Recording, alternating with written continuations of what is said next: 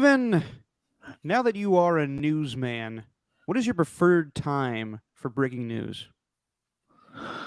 Oh, in the morning, of course.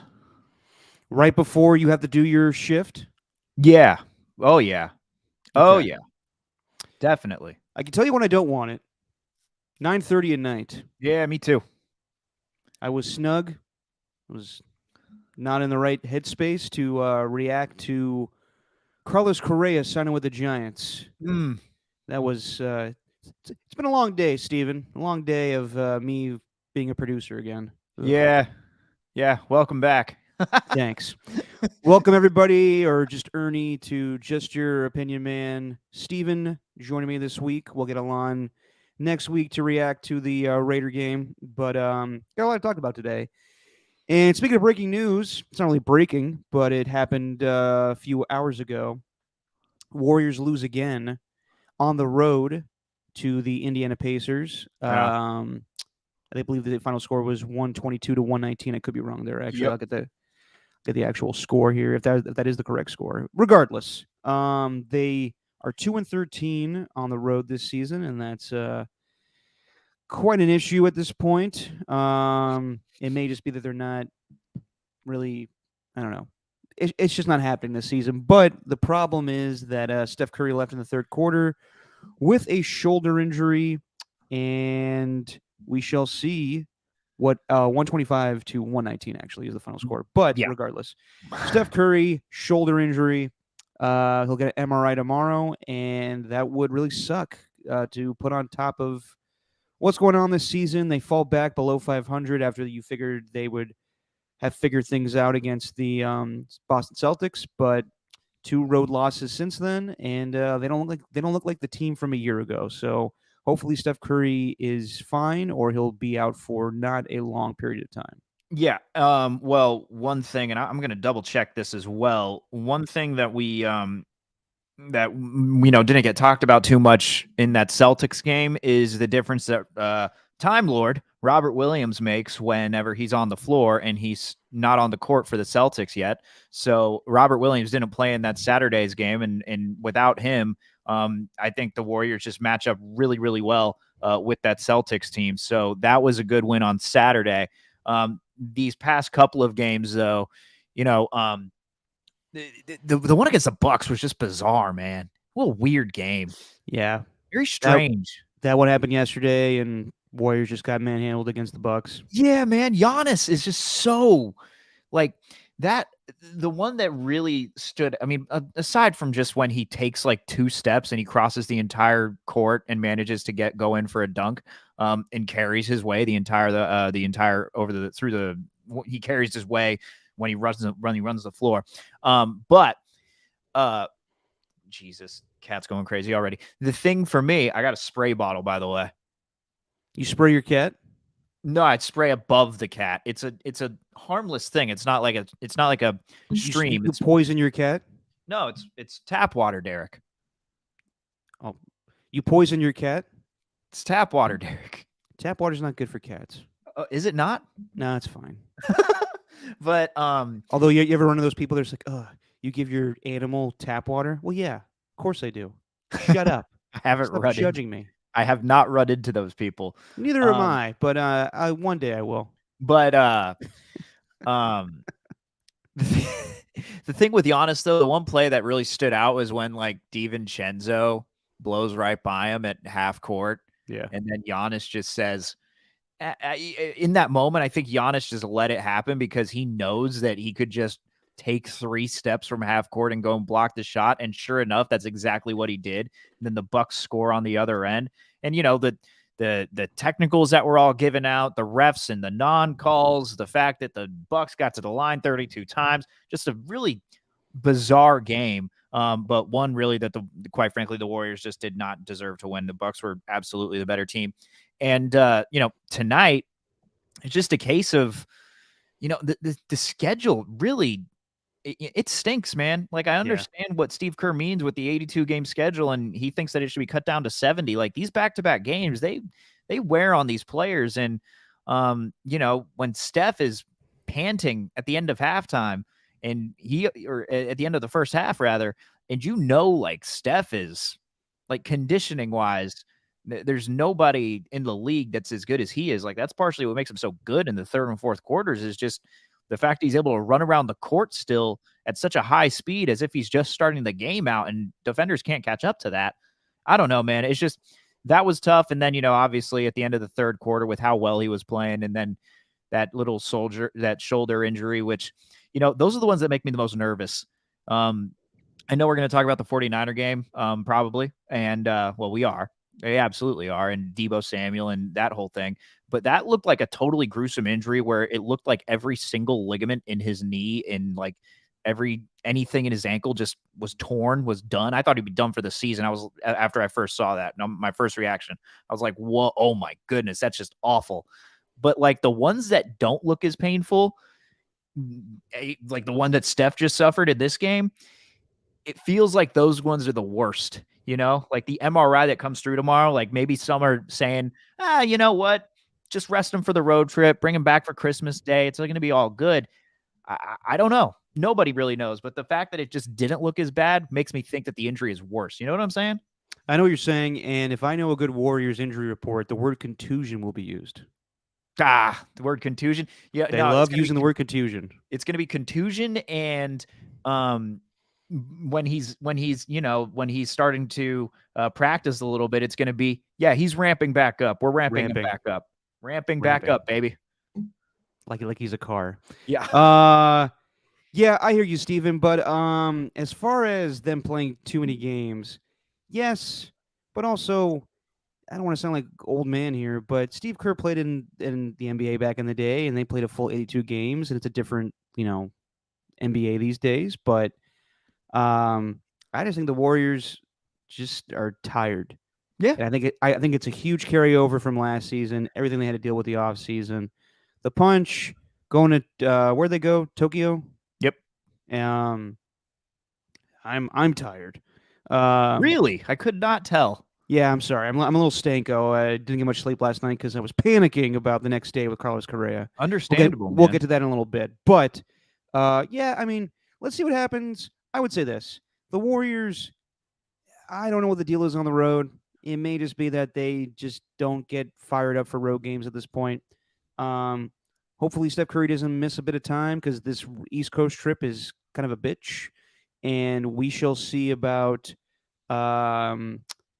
Let's see if Steph's healthy enough to come back for Christmas Day, and let's see where the team is at that point. I still think they're going to be fine. They may not be a championship team this season. At this point in my lifetime, I've seen the Warriors win 4 championships. I think that Steph and Klay Thompson and Draymond Green's, I hate using this term, legacy has been cemented. I don't think they can hurt or hinder anything else in their careers. Mm-hmm. So whatever happens from this point out, I'm cool with. But yeah, I still want to see them be a competitive team. And I think that really there's no good teams in the NBA right now, with the exception of teams in the East, the Milwaukee Bucks and the Boston Celtics. I'm still not buying the Pelicans as the best team in the West. And I think the Suns have gone through a little skid right now, but I think it's still early. I think we start this NBA season very early now, and I really don't think things get really kicked off until Christmas. Right. Yeah. No, I mean, that's how it is, really. And I don't know. I mean, maybe that's when the season should start. I mean, it gets going in October, but like, I don't know. The NBA has been real funky this year, just in general. Like, are we talking funky or funky? Funky. It's been a real funky year. Funky. Get the funk out of my face. Get the. I don't know. It's not like, is it the cha-cha slide type of funky where it's like, we're about to get funky, or is it the funkadelic type of funky where it's like Mother Earth it was impregnated for a 4th time? You're all over the place. I know, man. I don't know. I'm hyper. I don't know why. I had a really long. Well, you should today. be. Oh, that's good. I miss naps. Yeah. So yeah, I think we're both in agreement. It would suck if Steph Curry missed some time, but I think the Warriors will be fine. Yeah, well, I mean, it's early in the season. It sucks to see the injury. It's very early. Also the Wiggins thing. Wiggins not around, not playing. The abductor. Klay not playing. Yeah. They'll figure it out, and we'll see about James Wiseman. They could do some deals at the trade deadline, and I think that I know a lot of big news has happened in the Bay Area with Brock Purdy and Carlos Correa. I think this Bob Myers thing has been kind of swept under the rug. I know that there's, like I just said, there's other big news going on right now, but uh, I think that's going to be a big deal because I think that Bob Myers has been the master, the guy that has orchestrated these championships, in my opinion. Obviously, Steve Kerr has done everything on the court, but as far as you know, guy bringing Kevin Durant here, guy bringing in Jordan Poole, guy that is and people are going to count the misses that he's had, but Bob's been salt of Well, the earth, well, great guy. there's also other things though. It's not just the players he's picked and the roster that he's built. I think one of the things that makes Bob Myers such a special GM, and you're actually going to find this with a lot of you're going to find with a lot of head coaches and general managers and just uh, members within the front office, members within the team. You're going to find this throughout sports that have been there for a long time. He lets the players be themselves, which is huge for a lot of unfortunately right now, maybe the Hornets head coach, which I just saw this clip earlier, but maybe the Hornets head coach is letting the players be themselves a little too much because he's saying that he basically just had this quote earlier, Steve Clifford from the Hornets, where he said everyone's just looking for a shot for themselves and they're not playing as a team. And you need 5 all-stars in order to do that. And they are not 5 all-stars individually. So we need to play better as a team. But Damn, Steve, you came back to coach the Hornets to say that? yeah. Clifford, the big head coach. But no, man, it's like he lets them be themselves, though. You know what I mean? Like Draymond Green, oop, there it is. There we go. Yeah, see, I don't spray the bottle toward the cat, away from the cat. Just let her know. Now she's off the dining room table when we got still a bunch of like Amazon packages with Christmas stuff. Why don't you just use like a Febreze? We Because then your did, cat but smells good. we did it first, but like it's sometimes too much. Yeah, it could be cruel. Anyway, Yeah, a little bit. Yeah, man, he just lets the players be themselves. And if Bob Myers goes, like that'll be fascinating to see what happens with the team moving forward if they don't finish out his contract. But the latest is that they haven't come to any terms yet, and we'll see moving forward. He's one of the more underappreciated, still, no matter how much we talk about him via sports radio, like we're entrenched within the sports radio world. Now working outside the sports radio world, you kind of learn that not everyone knows who Bob Myers is and just the type of guy he is. So I think like as far as members of the organization, he's underappreciated through this dynastic run that the Warriors have been on this past decade. Definitely. And yeah, I think Bob's a great GM, and hopefully he sticks around and continues his dominance with the Warriors. And if not, want to be the least bit surprised that Kirk Lakeup is the new GM of the Warriors. But yeah, Kirk. We'll talk about that another day. All right, Steven, I give you the floor, sir. Carlos Correa signs with the Giants 13 years. Oh, boy. $350 million. This is exactly a week after Aaron Judge signs back with the Yankees, and all the Giants fans are heartbroken, and everybody has been clamoring for a big name, from Bryce Harper to Giancarlo Stanton to Shohei Ohtani. And now they finally land a guy with Carlos Correa. I give you the floor, sir. Yeah, no, Carlos Correa, man, is 13 years is a long, like, I was saying with Aaron Judge, like it's all about winning like right now, and all that. But Carlos Correa, I think he's in it for that, but also like I think he feels that within 13 years, like we can build a championship team within that time. Like it doesn't have to be next year. It doesn't have to be in the next 2 years. I've already won my championship, even though it's kind of tainted from 2017. Like Aaron Judge is still searching for that. So even though I think he made, I'm not saying that the Giants are set up to win a championship next year, but I don't think the Yankees are going to be set up to win a championship. I think he's going to be set up to just be losing in the American League Championship Series like they normally do, at least this regime. But no, they needed to do it. I can't say I'm too surprised though. Not after. I mean, of course, I'm surprised with the contract and how Farhan normally operates and just how the Giants operate. Alex Pavlovich had this earlier, which just kind of blew my mind, where this may be a product of like the skyrocketing market within baseball, but like the contract they offered him was more than they've committed more money to Carlos Correa this year in this offseason than they've committed to an entire class of players in any offseason. Mm-hmm. Like the highest amount they committed was 250 million in 2015, and now they've committed 360 million to one player in total. You add like about 102 million more than that, you got a grand total of 462 million dollars, which leads baseball.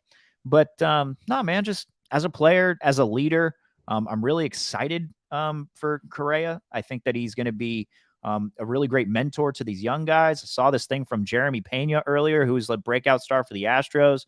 I'm sure, like, you have probably listened to this for the last 12 hours, so you probably know everything that I'm saying. But I also went back to that 2017 time as well, or 2020 rather, when the team was caught, when the Astros were caught. Mm-hmm. And it's just, I remember Correa doing that interview with Ken Rosenthal where he spoke for 18 minutes about the whole thing. And I remember at the time gaining a lot of respect for him because it felt like he was the only one who really spoke at length about the entire thing and was, made the admission like, hey, we were wrong. And, we messed up. We shouldn't have done this. And I still stand by the fact that, like, even though they got caught, I feel like there's a lot of teams in baseball that were still doing it. Like 100%. It's just like what Alex Cora doesn't go back to the Red Sox, then all of a sudden we just forget that the Red Sox cheated in 2018. Like the Yankees, they were caught with there's an investigation for them using video and no one cares. It's just because they won a championship and they got caught. So to me, I don't care about that whole thing. They got a great player. I think they got one who has a sustainable style of play. He can do everything. And then it enhances the Giants-Dodgers rivalry too because of everything from 2017. So it's just from all angles, it's just a great move. Do you think it's a very long contract though? Well, yeah, but I don't really care.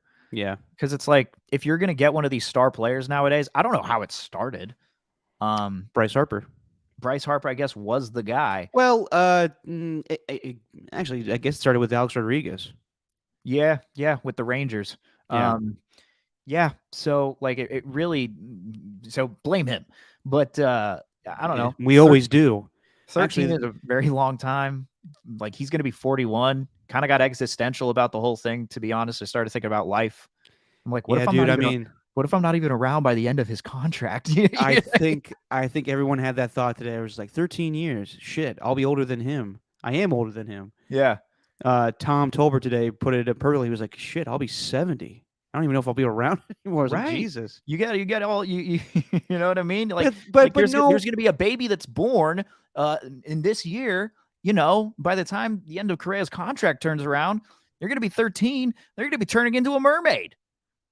Yeah. 13th year, Disney Channel? No? No, well, thank you for the explanation a little bit. Yeah. It's not one of my favorite Disney Channel movies. More of a Brink or a Johnny Tsunami guy. Yeah. Johnny or Tsunami, Under kind of a Wraps. jerk, by the way.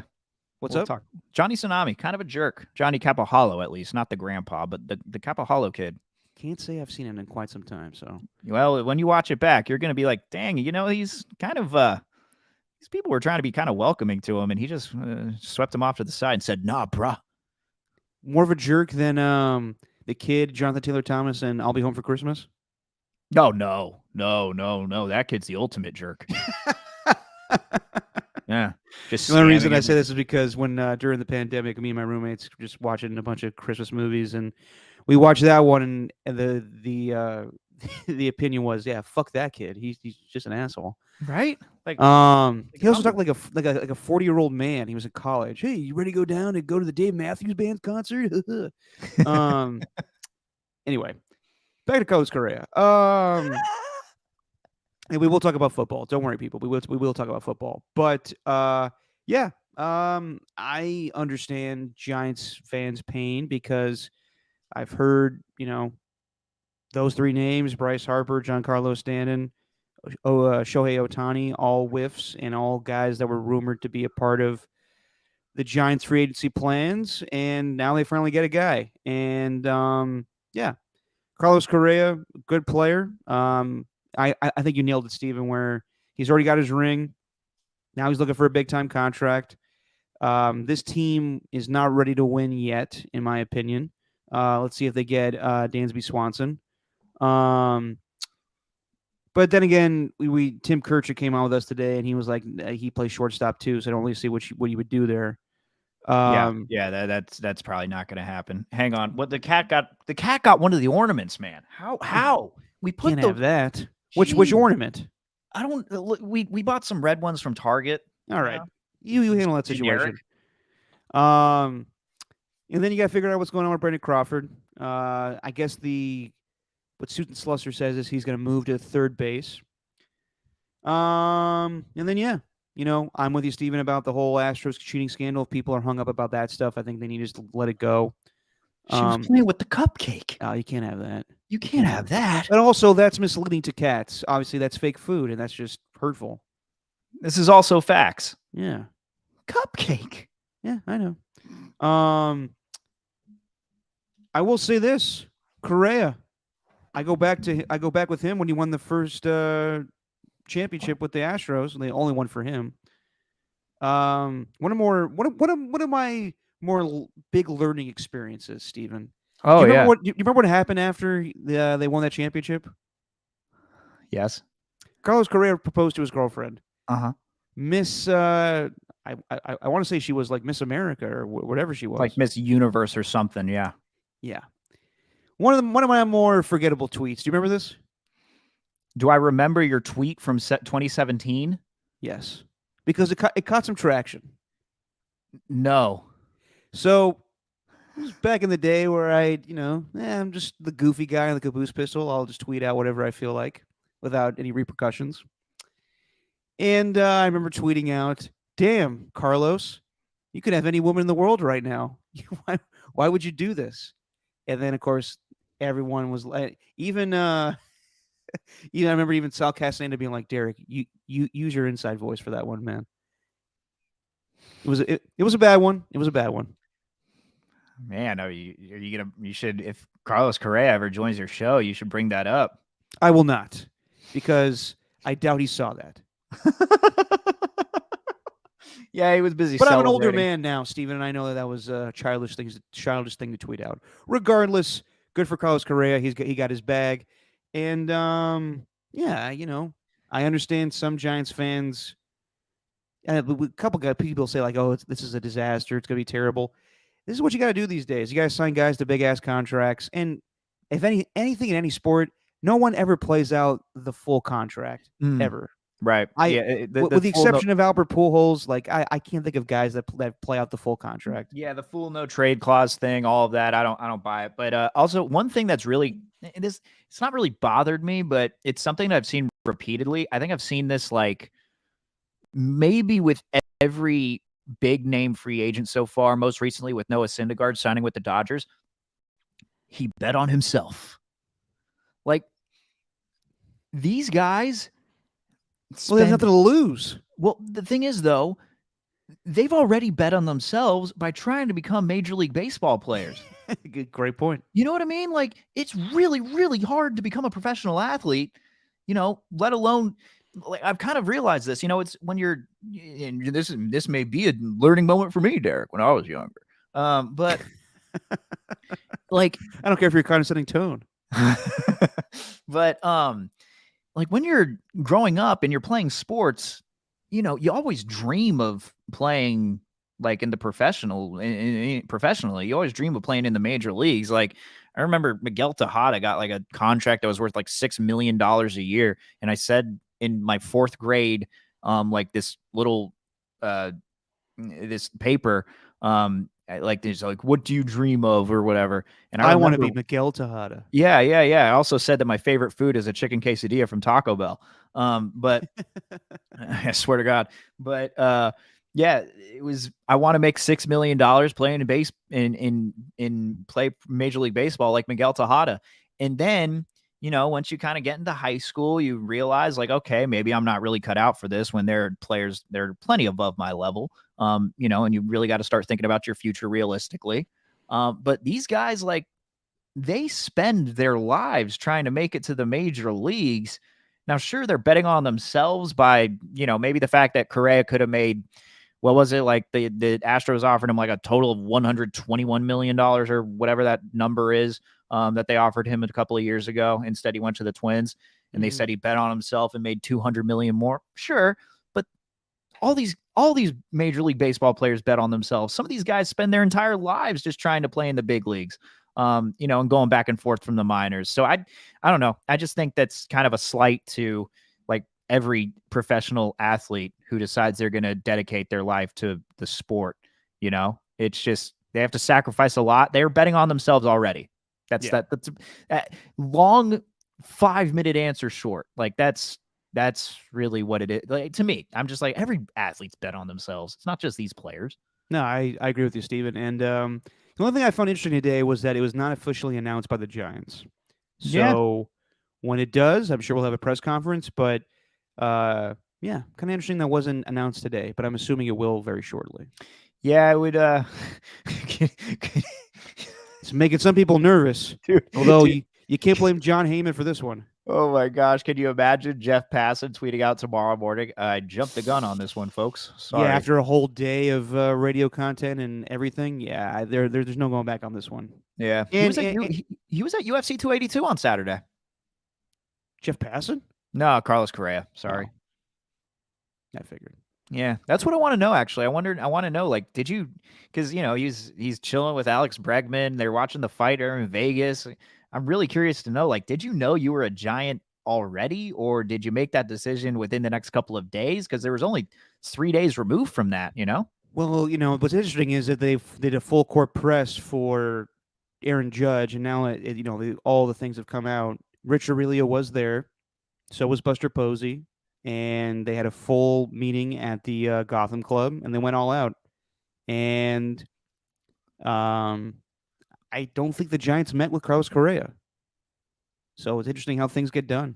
Well, I think also, like, if you see that clip from MLB Network where he's just going on for 5 minutes about analytics. Yeah. Like, him and Farham are two analytic peas in a pod. Yeah, man. It's like, come on, man. Two Dude, nerds. You have no idea how excited I was watching that. I'm like, come on, you're talking about WOBA. You're talking about weighted on base average.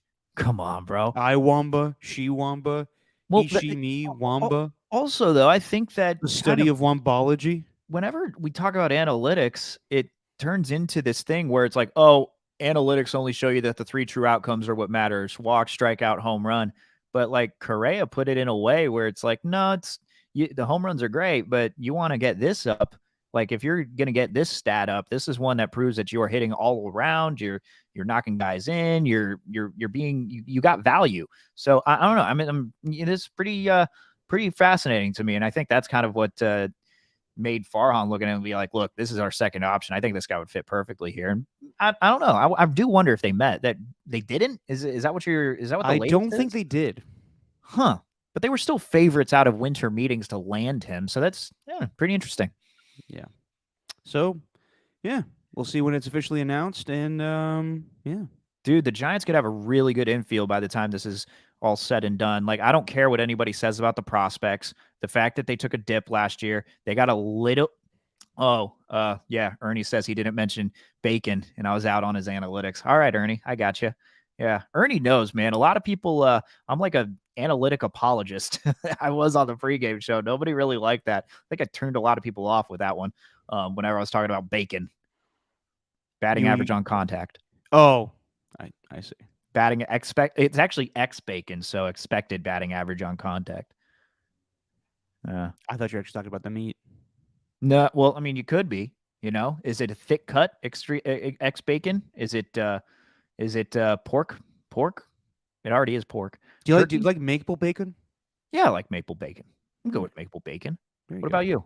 Yeah. Of course, I just do it because you just mix your pancakes with your bacon. You got your syrup. Oh gosh, I'm not. Do you do that? And not anymore. It's not good for cholesterol, but yeah, sure, back in the day. Oh man, I mean, when those life lessons you learn from when you're 20s and in your 30s, you got to focus on the cholesterol. I Now know. you're Don't send out semi-sexist tweets and don't yeah, and then and don't eat swap out bacon pancakes for breakfast, and turn in Honey Nut Cheerios instead. Those are the life lessons that I learned. I am eating a lot of Cheerios these days. All right, let's move on to football. And last week, Steven, you beat me by 1 point. God damn Oh it. Even though I think I got more games right, but it was just a matter of the point spreads and whatnot. yeah, But let's talk about Purdy. Brock Purdy, the 49ers. Yeah, Since we already talked about the Raider debacle, that was the Niners had the complete opposite, and there was a lot of questions about whether or not Brock Purdy could handle his first start ever against Tom Brady, and there were 6 others that couldn't do that, and Brock Purdy handled business, and Tom Brady looked like he doesn't have an offensive line. 35-7, drumming by the San Francisco 49ers. Brock Purdy finishes with 185 yards, 16 for 25. 16 for 21, 185 yards and 2 tugs. Mm. And it really was the help of Christian McCaffrey, who I thought was going to be stymied by the Buccaneers defense, but he goes for his highest rushing total yet, 119 yards and a touchdown, and a receiving touchdown that was beautiful. And I was very impressed with Brock Purdy. I was impressed with him the week before, but this was even more impressive with just, having a week under his belt and having some game tape. And the Buccaneers were not ready for him to come out and sling it. And Yeah. he looked comfortable. And I am not going to get carried away here. Actually, you know what? I'm going to wait to say this. But Brock Purdy looked very good. And I think he's going to put them in a good position to potentially win the division. We'll even talk about the game tomorrow. But your thoughts on Brock Purdy's performance, Steven? Yeah, no, I mean, it's the same thing. It goes to show what football experience can do. And it's just, I think the thing that I was most impressed with, and I'm not going to act like I watched every single game at Iowa State, but I did go back and watch highlights from Iowa State after this game. And the fact that in the NFL, he was still able to evade pressure the way that he was, like the way that dudes were just overshooting everything. They were just so aggressive. They clearly wanted to get to him, like they were very eager.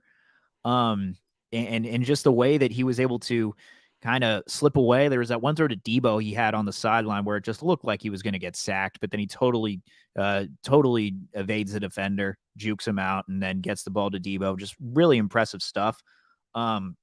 But also, like you said, McCaffrey, the burst of speed that he had on that rushing touchdown, it's crazy. It's like pinball almost or something, where it's like he bumps into the guy and then he just turns on, and then the Jets just boom. It's like we said last week. It's turbo time. It's turbo time, baby. Jingle all the way, Sinbad. Where Phil Hartman. Yay. Yeah, these cookies are delicious. You haven't Oh, these cookies. I love your wife's cookies. I think she's in the shower, Ted. You want me to go check? That's so good. That's so good. Oh, I love him. Rest in peace. But Yeah. not he the way McCaffrey was able to turn on the burners though, like last week we said you could tell there was issues with his hamstring because there was one he didn't run out where he looked fully healthy in this one, and he just totally beat the Buccaneers defense. And then the other guy that I want to point out too, Brandon Ayuk on the offensive side. Yeah. This dude is just such a polished route runner. He doesn't seem like in training camp when I was there, he was catching these passes, which just made you go, oh my God, whatever, he's double covered and all that. But in this game, I forgot who the cornerback was that he juked out on that touchdown. But my God, that route was just so crisp, so clean. And, the cornerback didn't have any idea. So clean. Exactly. So, just a very impressive performance by the offense all around, but it did start with Brock Purdy. Yeah, dude. Like I said, I was very impressed with Purdy, the way he was able to move in the pocket, make great throws. And that one to McCaffrey, man, was just like, I can't believe he got that one off. Weird situation there where they reviewed it, said it was incomplete, and they came back and said, oh, the original call was right. I think it was just the refs trying to save their ass there. Mm. But defense had a great performance as well. With even not even registering a sack. Still getting pressure on Tom Brady, and the Bucks will probably win the NFC South, but I don't think they're going to do any damage this season. As far as the playoffs, they'll probably lose to a good Cowboy team in the first round. Right. So I thought it was a great performance by the Niners, and I think that they are in a good position with Brock Purdy as their quarterback. Bad moment with Deebo Samuel. And listen, everyone has a problem with how someone is used when they get hurt. Right. They don't say shit the whole season. Right. The same thing with with Trey Lance breaking his foot. Then we get people upset with Deebo Samuel getting run up the middle, and especially from Jerry Rice, which I found interesting. But I know that the reaction initially was, "Oh my God, he tore his ACL." I didn't think that, just because it's different from what happened to Kyler Murray. We'll talk about that, where it was a non-contact. You saw his knee just, explode. And yeah, I think it's encouraging. I think he'll be back for the Raider game. That's what it sounds like right now. So, but I think everyone needs to chill out on Kyle. He's doing a fantastic job. He's won with 3 different quarterbacks this season. Lay off. They're doing a pretty damn good job. Yeah, it's really weird, man. It's like you blame him for the Deebo thing, and then all of a sudden it's just, this is Brock Purdy and Brock Purdy alone who understands the offense and didn't get any help from Kyle Shanahan, or he doesn't get any credit for that. It's just like, like what? Why? And also, I went back to the last game too. It's like they were up by 11, and they ran Deebo on like a 2nd and 4. Nobody argued with that when they were up by 2 scores, and they run him on 2nd down. So it's like it only amplifies when the guy gets hurt. Just an unfortunate injury, and also it's not like he ran up the middle. I mean, it was like it was an outside run, if I'm not mistaken. He was supposed to bounce outside the tackle, but instead he spun back inside because of the defense snuffing it out.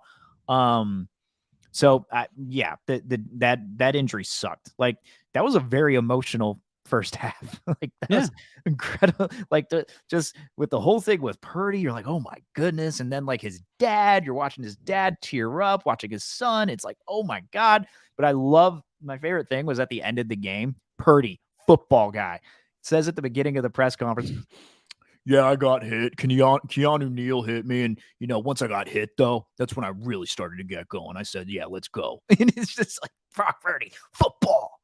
Yeah, his name is Brock. And he's ready to rock. I rock think on.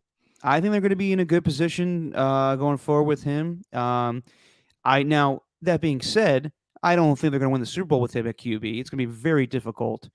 But he looked poised, and that's why it just continues the argument that scouts don't know what they're doing when it comes to the draft process, where this guy is Mr. Irrelevant. He's the last pick in the draft, and so far, he's looking like the best rookie quarterback this season.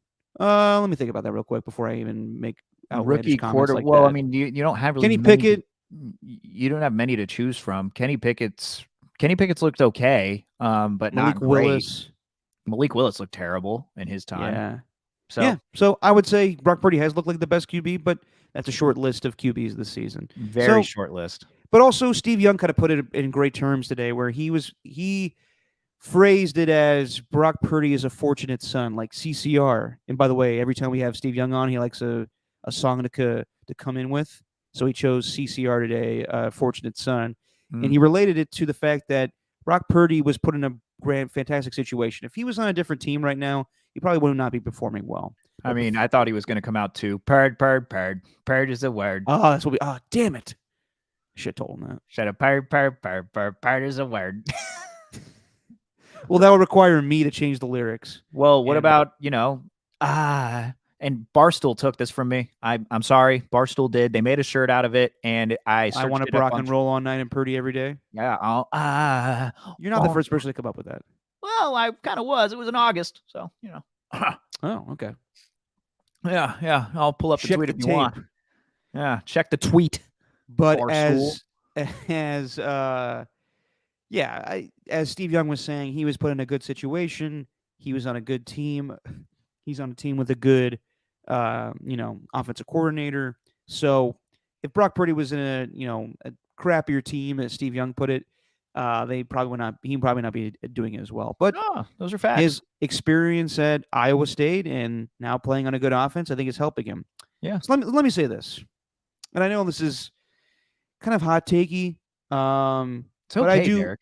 I know I don't like it, Stephen. But let me just say this, and I tweeted this out.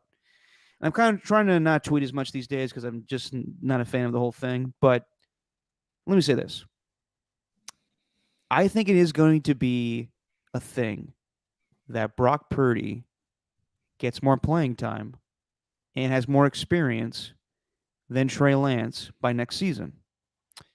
Even Dante Whitner mentioned this. He looks more comfortable than Trey Lance ever did. And Yeah. that's kind of unfair considering that Trey Lance has not played much football.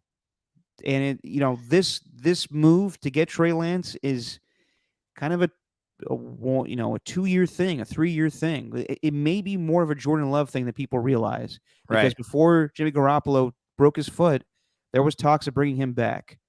Now that you see this, and of course it was a small sample size, I want to see more.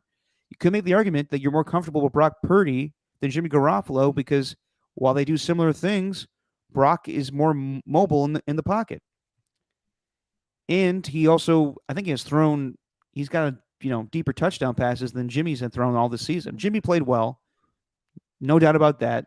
But you may be more comfortable and better off with having a cheaper option at quarterback next season than Jimmy Garoppolo, who's coming off an injury and is going to be a free agent next season. I'm sure he's going to have more suitors than he did a year ago. However, let me just say this. Uh-huh. I know that a lot of stock was put into Trey Lance. I understand that. I know that they spent 3 first round picks on him, and everything was set up for him to start this season. Obviously, something compelled the Niners to keep Jimmy Garoppolo, but it was all set for him to start playing this season. Right. And there's been rumors about Kyle wanting Mac Jones from the get-go and not Trey Lance. Uh-huh. I will not be the least bit surprised if Kyle feels more comfortable going with Brock Purdy for the future. It's just the style of quarterback that he's used to.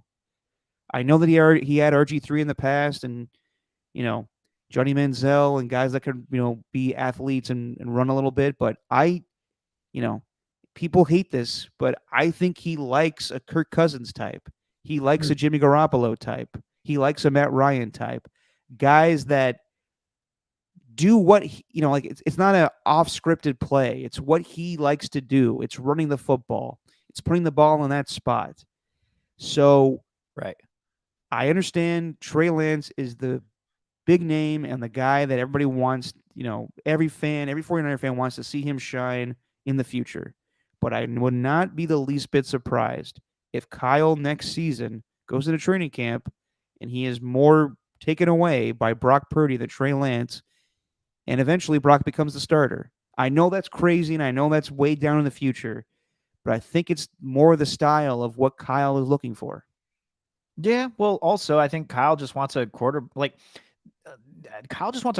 too that also feels comfortable. Like Jimmy's very comfortable in the system. That's why he likes Garoppolo, is because he's very comfortable in the system. He's willing to work within the system, but doesn't love.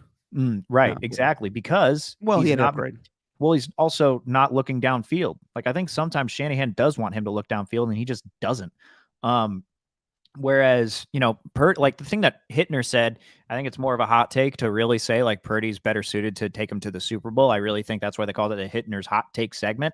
But as far as like the second half of what he said, when he's like, Jimmy's an accurate quarterback who this year didn't throw a lot of interceptions, but he doesn't throw the ball deep downfield. And then Trey Lance, even though he has a better arm, which he does, he has a better arm than Purdy. Like Trey Lance has a very strong arm. He has more zip on the ball. No doubt. There's no doubt about that. But also not that accurate, and also was a little jittery whenever he was playing. And he even mentioned that too. Like, he's like, I started off a little jittery, but then I got going. But, there was times where it's still, as pressure got to him, it's just like, all right, what do I do? What do I do? It's not his fault. He didn't play a lot of football. But and Hittner basically said, but he basically said, like, be careful with that. like he's basically a combination of both. He kind of complements both of their shortcomings. He's like, yeah, he's an accurate quarterback who's not afraid to take the deep shot. The only thing with Purdy, though, and this is what I'm seeing a lot, is he's not afraid to hit the home run. Well, like you can't go for the home run shot every time. Felt like he was doing that a lot in this last game. He was accurate, but also like he was going for the home run shot anytime that he could take it. Why not? It's well, there. Right. But if it's there, there's sometimes when it may be, you swing for a home run and you strike out. And, maybe that's what Niner fans want. Sometimes you want to take chances, but you don't want Brock getting too overconfident. It was something I heard on the Manning cast where Eli's like, yeah, well, watch out for him being overconfident, though, because sometimes that overconfidence, you get a little too, aggressive and you might make throws that you shouldn't make. So, I'm very interested to see how these rest of the games go. But I think to your point, depends how the rest of the season plays out. You still, like you said, you need to still see a few more games. Shanahan's not going to name a starting quarterback. But I do think that it's going to be Shanahan's not going to name a starting quarterback next year definitively. Like he's just not. He won't. He won't. He never does. He's just gonna, he's gonna answer it the same way. Whoever gives us the best chance to win, I'm gonna go in training camp, see what these guys got, blah blah blah. And I do think I think next year the prevailing thought was after Jimmy got hurt, before we saw Brock Purdy, was all right. Trey Lance is going to be the starter next year. Jimmy probably not going to be on this team, and Purdy's going to be the backup. I think it's going to be more of a competition than we originally thought. I agree, and I think that, Brock Purdy playing well doesn't necessarily mean that the Niners will have a good shot at winning the Super Bowl, because I think it's going to be tough, them to go into Minnesota or them to go into Philly to win a game. But I think it does make the Niners feel more comfortable with saying goodbye to Jimmy Garoppolo, with the sense of having either a starter or having a good backup to Trey Lance. I think they would rather have two young quarterbacks making not that much money, that they can start spending money elsewhere. Yeah. And, I don't think that's a bad situation. Some people are going to be upset that Jimmy Garoppolo moves on, Greg, but we will see what happens in the offseason, because this has been one of the more interesting quarterback sagas I've ever seen. And then tomorrow we get a game with the Niners already. They go to Seattle to take on the Seahawks, who they defeated 27-7 earlier in the year, where Trey Lance broke his foot, and they'll be without Deebo Samuel. Brock Purdy has an injury himself, but he should be able to play. It'll be a true game time decision, but it sounds like it's leaning in that direction where Purdy's going to play. Otherwise, it's Josh Johnson, and I can't tell you the last time I saw him start a game, if he ever did. He probably don't. Last year he started for the Ravens. Yeah, he did once, and he also started in like the AFL. He's been all over the place. Yeah, he's been everywhere. Yeah, man. This whole thing is fascinating. Did you see the NFL.com quarterback index? No. Who's writing that these days? Mark Sessler. Good old Sessler. He put Brock Purdy at 16 and Derek Carr at 17. That's a little excessive. Well, it's just because of that last performance against the Rams where Carr just looked inept. I think that had a lot to do with it. I know we're going to say this for Sunday, but you texted me that you think it's time for the Raiders to move on from Derek Carr? Yeah, I really thought about it, and it's just like there's no denying he's talented. He's a good guy. He's a great leader. The team loves him, all this sort of stuff. But the big but is this dude just constantly makes the game-changing interception, the one mistake that costs him. Of course, Derek, I know what you're going to say, but like, you need your quarterback to help you in some capacity. And I'm still going to stand by it. You and I are going to disagree, but he was not hit on that throw. He ran into the lineman. Like, he was not hit by anyone. I don't know what you're talking about. So it's just going back to the Cowboys and the index card. And I'm thinking about, just how much money they're going to need to spend in order to build this team. And it's like, you're really going to spend, you're not going to get rid of the $5 million in dead cap money that you'd take in 2022 if you release him, and instead you're going to pay him $40 million a year, and just That's it. Because to me, it's just like, I don't know, man. I just don't see it anymore with Carr, like at least getting to a super. And also it had to do with, everything that happened on Sunday. Mahomes, amazing. Burrow, amazing. Herbert, amazing. Like all these guys, even like Tua's looked like crap the past 2 games, but Tua's going to be pretty good. Just all these quarterbacks in the AFC. I don't know what the answer is, but it just does not feel like Derek Carr is. And hey, man, when I'm seeing Tom Brady and Mike Evans disagreeing, like I'm not saying there's anything wrong with those two because Mike Evans got ejected out of a game because he backed up Tom Brady for God's sakes. So there's no strain in their relationship. They were just competitive on the field. But it seems like Brady's kind of tired of being in Tampa Bay. I mean, if you can get him on the cheap next year in Vegas, Oh, Steven. what? He's going to be 46 years old. Yeah, so what? So are you blaming Derek at all for that loss last week? Partially, yeah. I mean that's on Patrick Graham and Jerry Tillery and all that Okay, shit. but you can't pass for 11 yards and a half. You can't pass for 11 yards and a half in a second half. Well, let's see what happens the rest of the way with Darren Waller and Hunter Renfrow coming back. Yeah, okay, but But also, But what's the alternative to have Tom Brady join this team and have Tom Brady throw passes to Devontae Adams? This is not why we got Devontae Adams. that's the alternative. Good Yeah, Lord. yeah, and then develop a quarterback in the meantime. I'd say let's see what let's. I understand your trepidation. I know. I know before the season started, I said this is the make or break season for Derek Carr, and now I'm making more excuses for him. I get it. It's just constant, and it's like I know. it's these self-inflicted wounds, and it's December. And also, I was looking up his red zone numbers. He's been terrible in the red zone this year. Like I think he's like his completion percentage is like 30%. And granted, it's a very small sample size, not that many attempts, but it's because McDaniels does not trust him to throw in the red zone because of throws like he made on Thursday. Let's be honest. He has thrown in the red zone to Darren Waller, and Waller hasn't come up with it. Yeah, they're having a couple of drops, but overall, in his career, he's just not been that good in the red zone and inside the opposing 10 compared to other quarterbacks. He's very comparable to Ryan Tannehill. That's who he's comparable to. But if you have a Thursday night football game and you're down in that game, Derek Carr is going to win that game for you. Maybe, but man, I'm just saying that because that's happened a lot. There's a lot of Thursday night football games that Derek Carr has come back and won. Well, and he leads. He has, but that doesn't mean anything. I'm saying it as a joke mostly. There's a lot of fourth quarter comebacks with him. I get it, but I don't want a quarterback that comes back in the fourth quarter all the time. I want a quarterback who's good constantly, consistently throughout, and doesn't make mistakes that change the game, which that one did. I hear you. It's going to be tough. It's just he makes some amazing throws. Like he really does. Like he does things that is going to keep him in the NFL for a very, very long time. Like unless he retires and if he's not a Raider, but it's just, here's my thing. See, I knew it. We'd get this little discussion. We've been talking about it for like 8 minutes. I know, but here's the thing. It to me, in my opinion, there is no Mahomes or Joe Burrow or Justin Herbert or even Trevor Lawrence in this draft.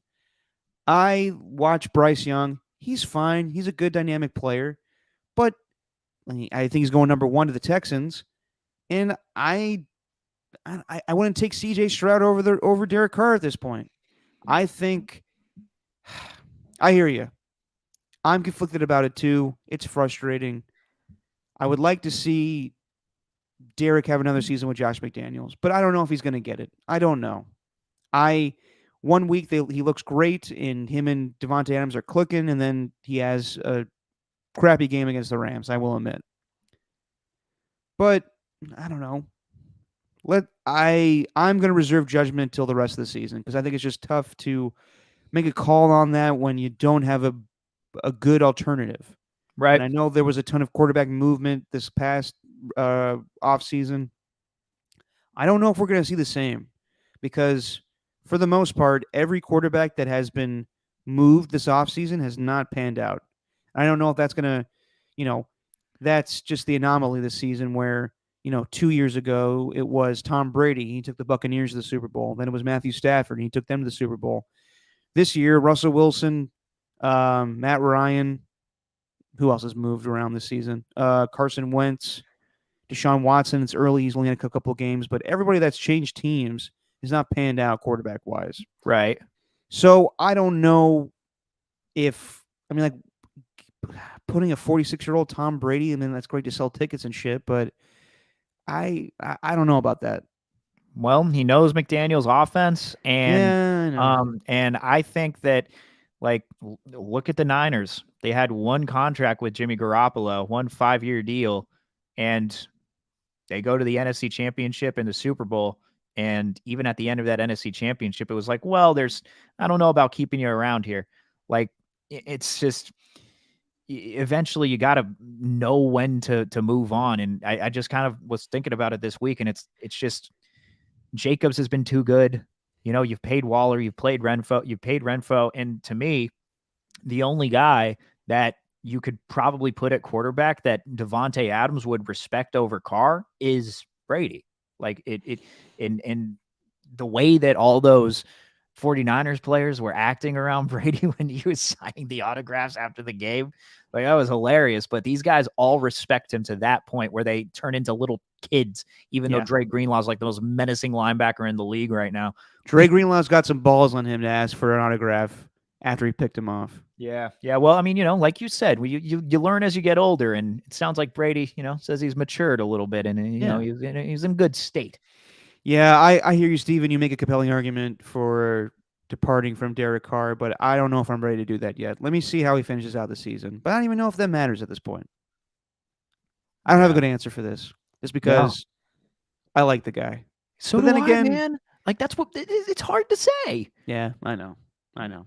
Anyway, this game tomorrow, Seahawks, 49ers. Kenneth Walker Jr. sounds like he will play, or Kenneth Walker the third, I should say, not Junior.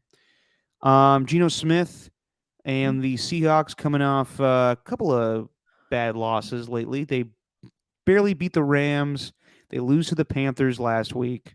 Their run defense has been atrocious, as we've seen, where Josh Jacobs just ran all over him. So the key to this game is basically the Seahawks having to stop Christian McCaffrey, and we'll see if Brock Purdy can do this on the road. So, in order to stay alive, I mean, literally, this is for the NFC West. If the Niners win tomorrow, they win the division.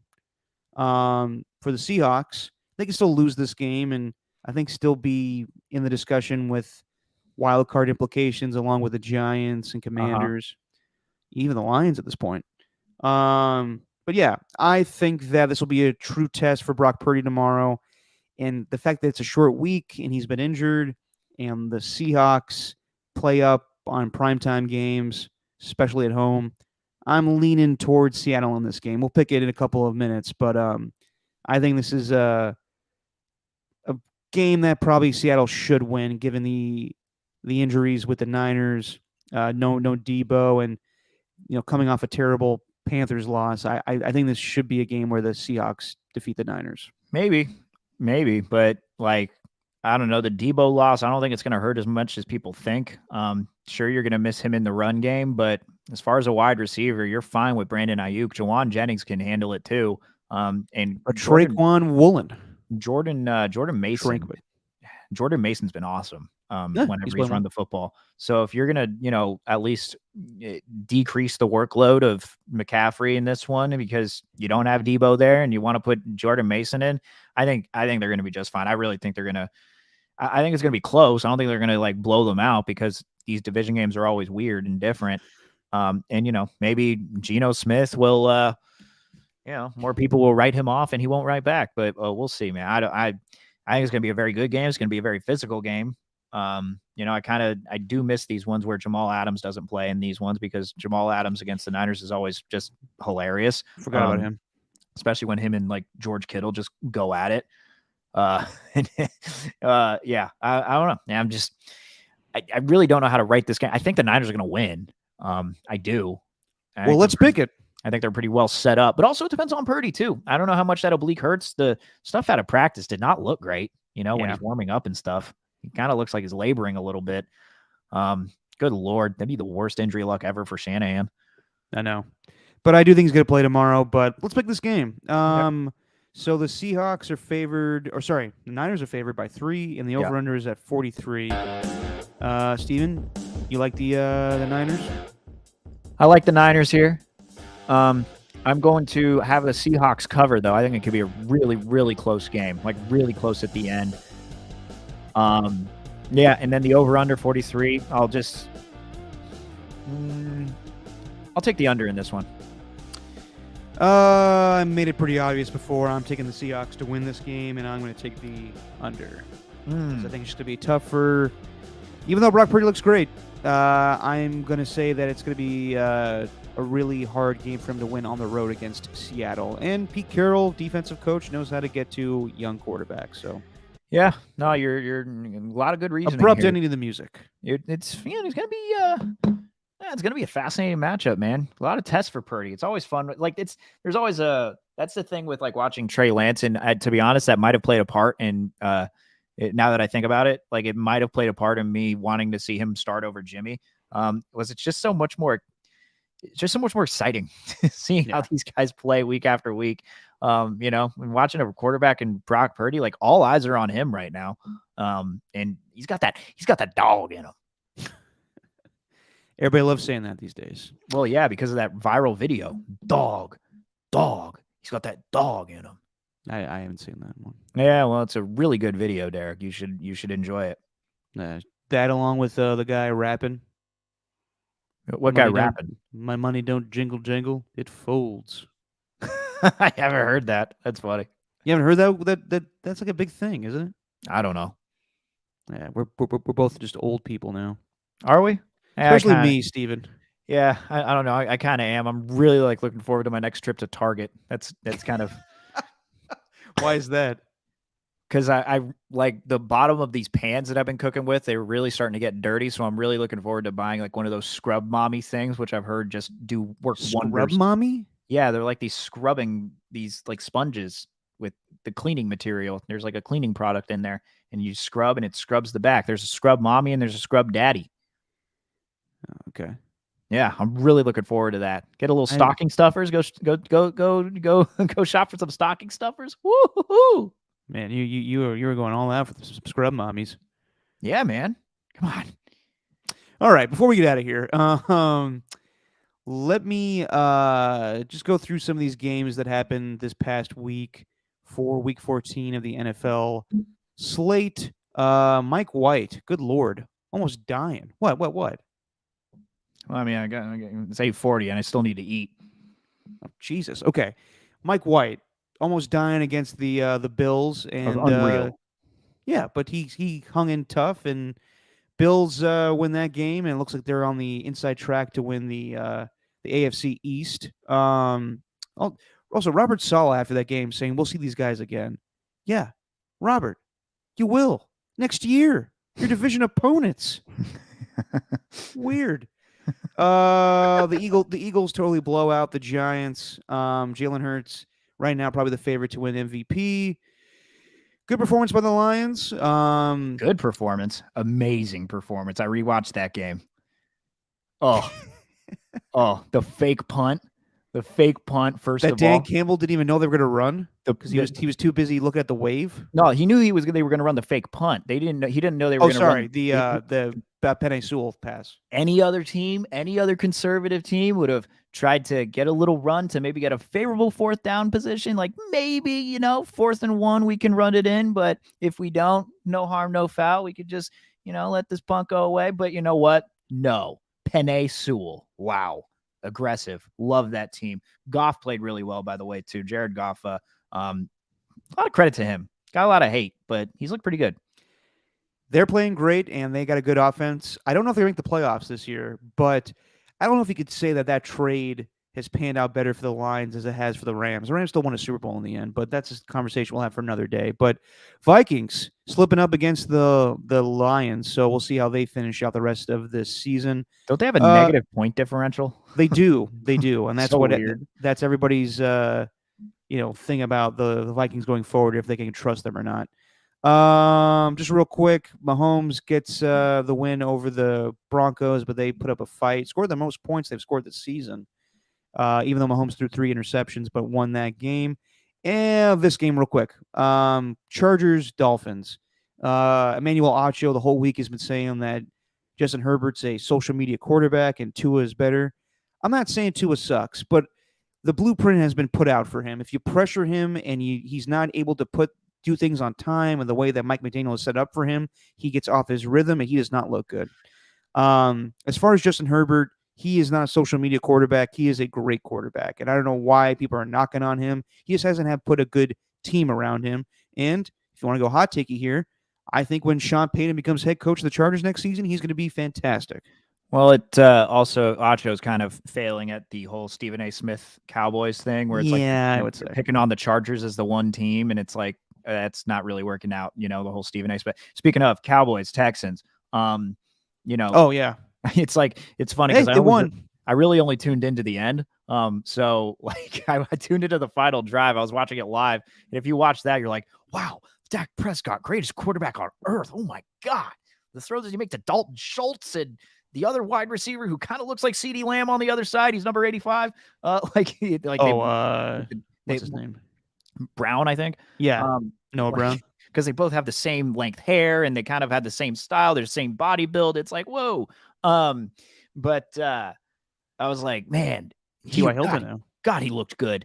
But then at the same time, I looked at the previous stats in the game and he did not play too well. And also, it made me have the thing, just get my man Tony Pollard out of Dallas.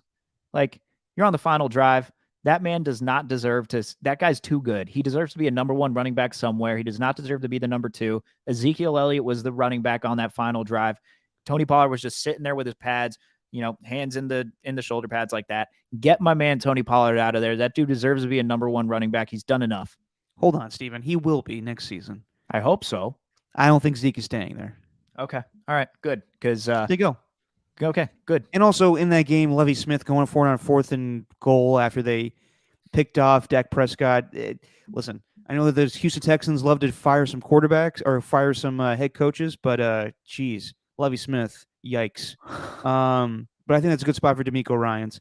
As far as the Dolphins and Charger game, I think I said in the last podcast, the Dolphins are going through a gauntlet here where they may be on a 5-game losing streak.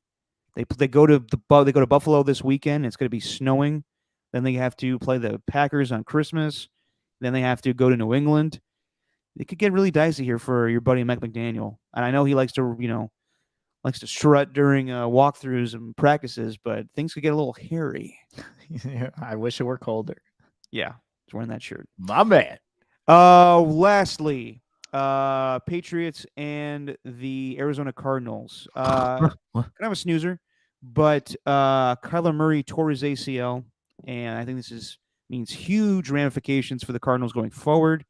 Because if you do fire Cliff Kingsbury, who's going to want to coach a team where Kyler Murray is not going to be your starting quarterback next season because he's dealing with an ACL tear? He could very well come back. Some guys react to ACL tears differently, but I would assume that Kyler Murray is going to be missing a good deal of next season. And I think a perfect guy to fill in for him would probably be Baker Mayfield, knowing Cliff Kingsbury. On the other hand, you have Steve Keim taking a leave of absence today for the remainder of the season. So if you're watching Hard Knocks, keep watching because shit's going to get really weird with the Arizona Cardinals. Yeah. But yeah, that's just, everything that Kyler Murray's gone through this whole season with the addendum and now this, I don't know. That franchise looks like it's going in the wrong direction big time. Yeah, and I think like that the fascinating thing for me is the ongoing battle between the artificial turf and natural grass. Yep. Arizona has natural grass, but like then you go back to week 2 where Chiefs kicker Harrison Butker hurt himself on that field, and even though it's natural grass, it's retractable. And they're saying it's basically like you're playing on a tray. So you may be playing on natural grass, but still it's not like conducive to non-contact injuries. So it's like ESPN like released data earlier this year where they said like, oh, the numbers with non-contact injuries on natural grass versus turf are relatively similar. And it's like, well, not all natural grass is created equal. And you know what I mean? It's just like, I think the Cardinals natural grass proves that. So, that's going to be a battle that's going to continue to go on, but man, it sucked. It sucked seeing that right at the beginning of the game. And you got, I mean, like that brings up an interesting point of like what is the most stable quarterback situation with within the NFC West? You have Kyler Murray that may miss time next season. Geno Smith's going to be a free agent. Do the Seahawks want to upgrade, even though he's having a great season, because they will have a high draft pick because of the Broncos trade with Russell Wilson. You got the 49ers with Brock Purdy and Trey Lance. You don't know if Jimmy Garoppolo is going to come back, and Matthew Stafford's career is kind of up in the air with the spinal cord contusion. So we shall see. We shall see in the NFC West. Mm, Before we get out of here, real quick, I want to say R.I.P. to Mike Leach. That sucked. Absolutely terrible. yep. Um, I can't think of many coaches in sports that have had an impact by not so much what he done on the field, but just what a personality he was. And I think he's hilarious. Big fixture on the Tolbert Cope show. Tom is a big fan of his. Just some of his quotes. The guy that could talk about anything, was very goofy. God, just terrible. So R.I.P. to Michael Leach. Yeah, yeah. Hated hearing that news. Like, just awful. Awful. He's one of the great characters in all of sports. And Yeah. he's gosh, that whole thing was just really bothersome with all like the RIP stuff. And it's like, Yeah. oh, well, it's not happened. He's okay. And then, like, the following morning, then it gets reported. Apparently it did happen last night. Maybe it was just leaked when they didn't want it to. I don't know. It was just, the whole thing was just a mess. But yeah, just unfortunate for him and his family and just the world of sports, man. He was a real one. He was totally authentic, and that's something that's really hard to find in sports nowadays. Yep. Agreed. All right, Steven. I could tell you're tired and hangry. So I'm hangry. You said you got to eat. I do. I got wings waiting for me. Ooh, what kind? Mango habanero and hot. So From Fire Wings? you know it. I'm probably not going to sleep tonight. Then these things are going to keep me up forever. Probably. All right, everybody. We will see you on Sunday. Or actually, you know what? Sorry, we're going to see you on Saturday for the Saturday game. So tune in Saturday morning for a little just your pregame show, man, because we got 3 Saturday games. Steven, yeah. say what you always say. It's just our opinion. Man, that was quick.